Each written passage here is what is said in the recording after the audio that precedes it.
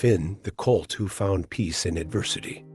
If your mind feels restless, listen to this story. In a serene valley framed by towering mountains, sunlight danced on the verdant fields of a quiet farm. This was the home of Finn, a spirited young colt with a sleek chocolate-brown coat and a white star on his forehead. Finn was the picture of vitality, always galloping through meadows, chasing butterflies, and playfully rolling in the grass.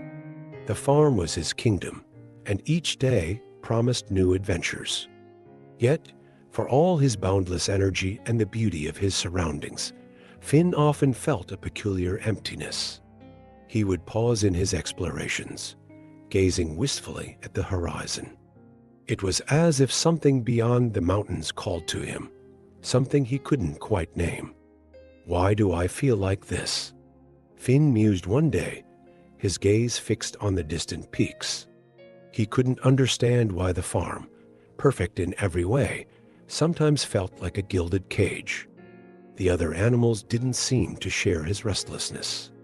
The cows were content to graze in their pastures, the sheep bleated cheerfully under the watchful eye of the shepherd, and the older horses stood in the shade, discussing the days when they too had roamed freely. "Enjoy it while you can," the older mare, Bella, once advised Finn.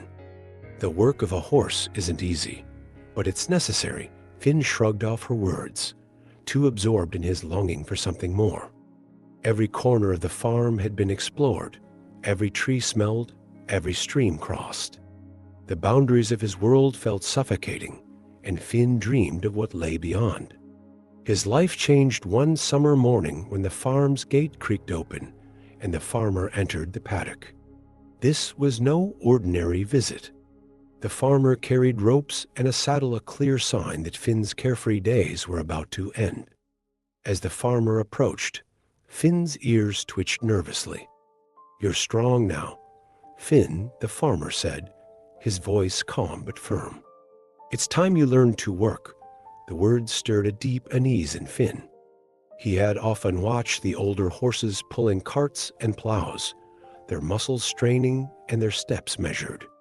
He had never paid much attention to the effort involved, but knew enough to realize it was far from the freedom he loved.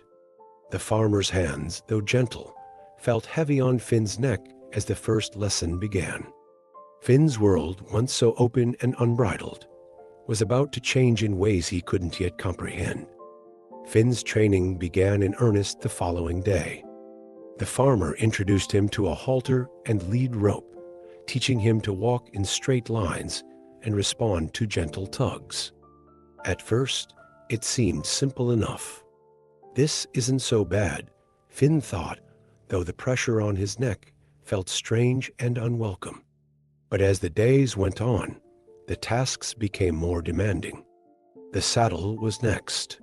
Finn's muscles stiffened as the farmer secured it around his chest. The weight pressed down on his back, foreign and uncomfortable. Then came the harness, snug against his sides, and finally, the heavy wooden yoke that made his steps feel like wading through thick mud. Finn tried to shake off the burden, bucking and kicking in protest, but the farmer was patient, persistent, and unyielding. "You'll get used to it, boy," the farmer said, patting Finn's flank after another failed attempt at pulling a small cart. Finn snorted, his frustration bubbling over. "This isn't what I was born for," he thought. "I'm meant to run free, not drag these lifeless things behind me." The other animals watched from the sidelines, offering little sympathy. Bella, the older mare, merely nodded as if to say, "I told you so." The sheep, ever cheerful, bleated words of encouragement. "You'll be fine, Finn. It's not so bad once you adjust." But their optimism only fueled Finn's resentment. One morning, the farmer loaded the cart with firewood. The weight was staggering, and Finn's legs trembled as he strained to move it. "Keep going, Finn," the farmer urged, his tone firm but not cruel. Finn managed a few halting steps before the yoke bit into his shoulders, and he stopped, panting heavily. Again, the farmer called, clicking his tongue. Finn's eyes burned with anger. Why should he bear this weight? The mountains on the horizon seemed to mock him, their peaks bathed in golden sunlight, free of care or burden. That night, Finn stood in his paddock, his body sore and his spirit heavier than ever. The farm, once his playground, now felt like a prison. The gentle rustle of leaves in the breeze only reminded him of the freedom he had lost. He paced restlessly, his mind racing. I can't live like this, he thought. The farmer's lessons were meant to make him stronger, but Finn only felt more confined with each passing day.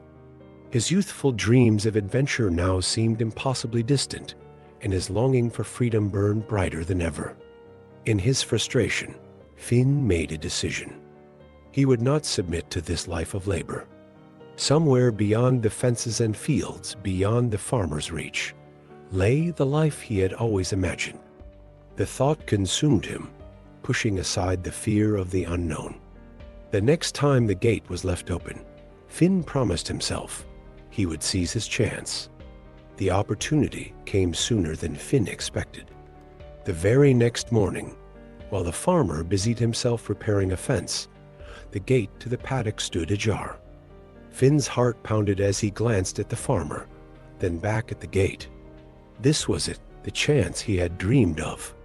With a swift, determined motion, Finn broke into a gallop. The wind rushed past his face as his hooves thundered against the ground. I'm free, he thought, exhilarated. Behind him, the farmer shouted and gave chase, but Finn was too fast. He darted through the open gate and down the dusty road that led to the woods, the farmer's voice fading into the distance. The world outside the farm was vast and unfamiliar. The road twisted and turned, bordered by towering trees whose leaves whispered secrets in the wind. Finn felt a thrill unlike any he had ever known. For the first time, there were no fences, no yokes, and no commands, only the open path ahead. But as the hours passed, the initial rush of freedom began to wane. The road grew narrower and the forest denser. Shadows stretched long across the path as the sun dipped lower in the sky. Finn slowed his pace, his breathing heavy and his legs aching. The unfamiliar sounds of the forest rustling leaves, distant hoots, and snapping twigs began to unnerve him. By nightfall, Finn was deep in the woods, far from the safety of the farm. Hunger gnawed at his belly, and the chill of the evening air seeped into his coat. Maybe I should have stayed, he thought fleetingly, but he quickly dismissed the idea. No, this is what I wanted. I'll find my way. The woods, however, were unforgiving. The ground was uneven, littered with roots and rocks that tripped Finn as he wandered aimlessly. His hooves ached, and the weight of his solitude pressed heavily on his young spirit. Each step felt harder than the last, and the excitement of his escape was replaced by a growing sense of dread. A sudden rustle in the underbrush made Finn freeze. His ears pricked up, and his heart raced. The sound grew louder until a small fox darted across the path, pausing to eye Finn curiously before vanishing into the shadows. The encounter left Finn trembling. I don't belong here, he realized, his bravado crumbling. By midnight, exhaustion overcame him. Finn collapsed in a small clearing, his body curled tightly against the cold. Tears welled in his eyes as he gazed up at the sky, the stars shimmering like tiny beacons. I wanted freedom, he whispered, his voice shaking. But I didn't know it would be so lonely. The forest, vast and indifferent, offered no comfort. Finn drifted into a restless sleep, his dreams filled with images of the farm, the farmer's steady hand, and the warmth of his paddock. For the first time, he questioned whether his longing for the horizon had blinded him to the value of what he had left behind. When he woke at dawn, the forest seemed even more menacing in the pale light. Finn stood shakily, his legs stiff and his spirit weighed down by regret.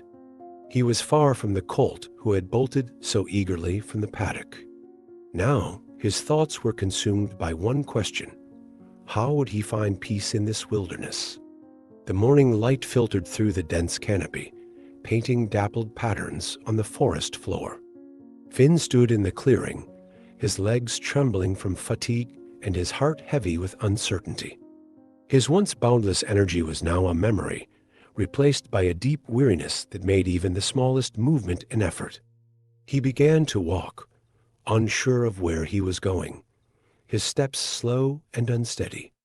The forest, which had seemed so thrilling the day before, now felt like an endless maze. Every rustle of leaves or snap of a twig set his nerves on edge, and the weight of isolation pressed harder with each passing moment. Finn's thoughts churned as he trudged along. The freedom he had craved, the life beyond the fences, now felt like an illusion. He had wanted to escape the farm's burdens, but here, in the vast unknown, he felt more trapped than ever. Was it all a mistake? He wondered aloud, his voice barely rising above a whisper. As the hours passed, Finn stumbled upon a stream. The sight of water brought a surge of relief, and he plunged his muzzle into the cool current, drinking deeply. His reflection stared back at him, its eyes tired and filled with doubt. He barely recognized himself. Finn lay down by the stream, his legs folding beneath him. The events of the past days played over in his mind. He remembered the farmer's voice, steady and patient, urging him to try again. He thought of Bella's wise warnings, the sheep's cheerful encouragement, and even the weight of the yoke he had so despised. What was I running from? He asked himself. The question lingered in the air, unanswered. Finn realized he had spent so much time yearning for something else that he had never truly appreciated what he had. The farm had its challenges, yes, but it also had safety, care, and a purpose, things he now realized he had taken for granted. As he lay there, the forest around him seemed to shift. The towering trees no longer felt oppressive, and the sounds of the woodland creatures became less threatening, almost comforting. Finn closed his eyes, letting the gentle murmur of the stream soothe his restless mind. I have to find a way forward, he thought. I can't go back to the farm, and I can't stay lost here forever. But how could he navigate a world so vast and unpredictable? His body was weak, his spirit bruised, and his path uncertain. The sky darkened as twilight descended, the fading sunlight casting long shadows across the forest floor. Finn raised his head, his eyes scanning the horizon. He felt the stirrings of a new determination, though he didn't yet know where it would lead. His ears twitched at the sound of soft footsteps approaching. Finn tensed, his muscles coiling as he prepared to flee, but the figure that emerged from the shadows was not a predator. It was a horse, a tall, silver-maned stallion whose calm demeanor exuded an air of quiet strength. The stallion stopped a few paces from Finn, his gaze steady but kind. You look like a colt who's lost his way, the stallion said, his voice deep and soothing. My name is Sage. Perhaps I can help you find what you're looking for. Finn stared at the stranger, a flicker of hope igniting in his chest. Could this mysterious horse be the guide he so desperately needed? Sage stood patiently, his silver mane catching the faint glow of the rising moon. Finn hesitated, unsure of how to respond. Exhaustion and wariness clashed within him, but the stallion's calm presence was disarming. I'm Finn, he finally said, his voice soft. I thought I knew what I wanted, but now I don't know anything. Sage nodded knowingly. You're not the first young horse to feel that way, he said. Come, walk with me. The night is gentler when shared.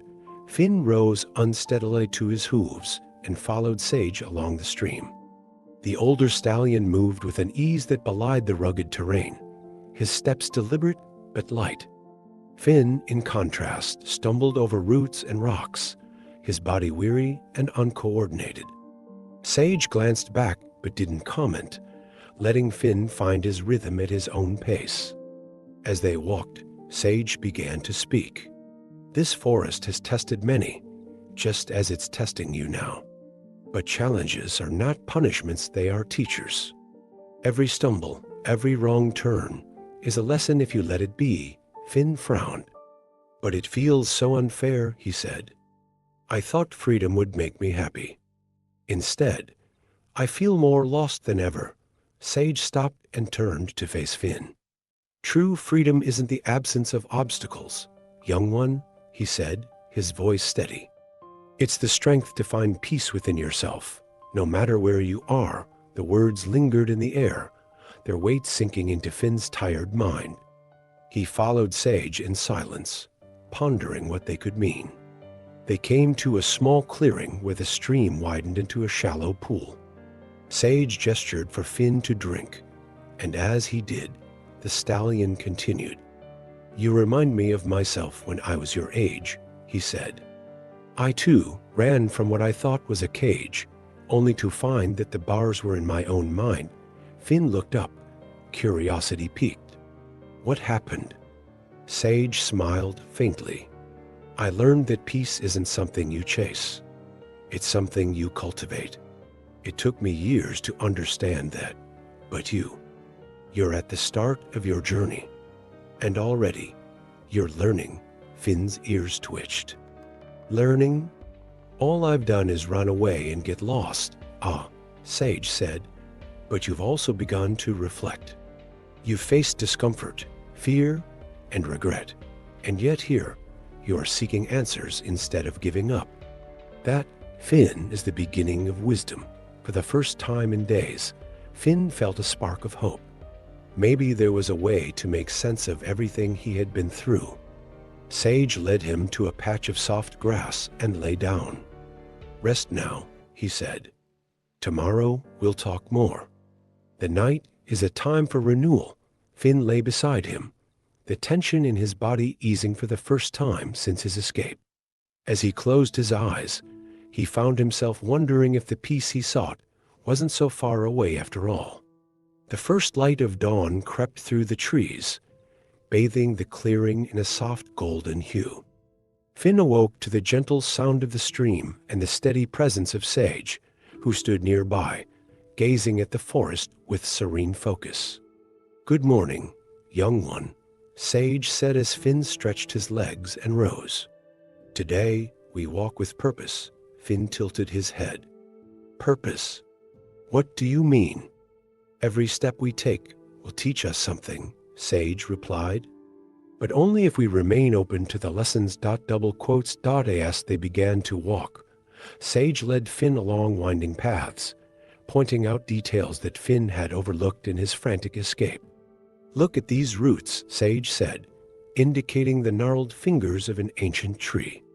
They are strong because they dig deep, anchoring themselves firmly. To grow, you must first be grounded. Finn nodded, though he wasn't sure he fully understood.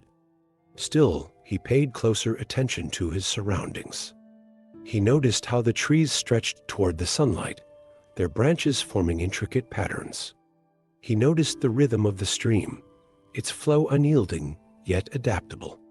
Their journey led them to a steep incline.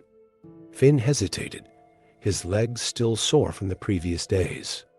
I don't think I can make it, he said, doubt creeping into his voice. You can, Sage said simply. Not all challenges are meant to be conquered in one try. Sometimes the effort itself is the lesson. Finn took a tentative step, then another, his muscles straining. The climb was grueling, but Sage stayed by his side, offering quiet encouragement. Feel your strength, Sage said. It's there, even when you think it isn't. When Finn finally reached the top, the view took his breath away. The forest stretched out in every direction, a sea of green dotted with patches of sunlight. For the first time, Finn didn't feel overwhelmed by the vastness of the world. Instead, he felt a sense of connection, as if he were a part of something much greater. This is what I've been searching for, Finn said, his voice filled with wonder. Sage smiled. What you've found is perspective. From here, the forest looks different. But remember, nothing below has changed, only the way you see it. The rest of the day passed in a similar rhythm. Sage continued to guide Finn, not with commands, but with gentle questions and observations. Finn began to understand that his struggles were not burdens to escape, but opportunities to grow stronger. That evening, they stopped by a small grove where the ground was soft and the air fragrant with wildflowers. Finn felt a peace he hadn't known before, not because the challenges had disappeared, but because he no longer feared them. "You're learning quickly," Sage said as they rested. "The peace you seek isn't tied to a place or a circumstance. It's within you. And when you carry that peace, no fence or yoke can take it away." Finn closed his eyes, Sage's words echoing in his mind. He realized that the emptiness he had felt on the farm wasn't because of where he was, but because of how he viewed his life. He had been so focused on what he didn't have that he had overlooked the gifts already within his grasp. As sleep overtook him, Finn felt something he hadn't felt in days: gratitude. The following morning, Finn awoke with a clarity he had never known. The sun's rays filtered through the trees, warming his coat as a gentle breeze carried the scent of wildflowers. Sage was already up, standing near the edge of the grove. "Are you ready to continue?" Sage asked, his voice calm but expectant. Finn nodded. "I think I understand now. It's not the place that gives peace, it's how I choose to see it." Sage smiled, his eyes filled with quiet pride. "You've learned well, Finn. The burdens we face don't define us. It's our resilience and gratitude that shape who we are." As they walked back through the forest, Finn saw the world anew. The tangled roots that had once tripped him now seemed like anchors of strength. The shadows that had loomed so ominously now felt like companions to the light. Each step felt purposeful, a part of the journey rather than an obstacle to overcome. Their path eventually brought them to the edge of the forest, where the familiar fields of the farm stretched out before them. Finn stopped, his gaze lingering on the paddock he had once considered a prison. It looked different now, not because the farm had changed, but because he had. "You're returning?" Sage asked, though the question carried no judgment. Finn nodded. "I think I am. The farm wasn't the problem, it was my own restlessness. I see now that even the hardest tasks can bring meaning if I approach them with the right heart." Sage dipped his head in approval. "Go then. Share what you've learned. Peace grows when it is passed on." Finn turned to Sage, his chest tight with emotion. "Thank you for everything. I'll never forget what you taught me." With a final nod, Sage disappeared back into the forest, his silver mane blending with the light and shadows. Finn crossed the fields, his hooves light against the earth. As he approached the paddock, the other animals stopped and stared. Bella, the old mare, raised her head in surprise. "Finn, you're back?" "I am," Finn said, his voice steady. "And I've learned something important. The freedom I wanted isn't about running away, it's about finding peace within, no matter where you are." Over the following days, Finn threw himself into the tasks he had once resisted. The yoke still rested on his shoulders, but now he bore it with pride. The weight of the cart no longer felt like a burden, but a test of his strength. Each day, he found moments to be grateful for the shelter of the paddock, the cool water from the trough, and even the steady guidance of the farmer. Finn's transformation didn't go unnoticed. The other animals began to draw inspiration from his newfound serenity. Bella often joined him in quiet reflection, and even the cheerful sheep grew more thoughtful. In time, Finn became a source of wisdom on the farm, his youthful energy tempered by the lessons of the forest.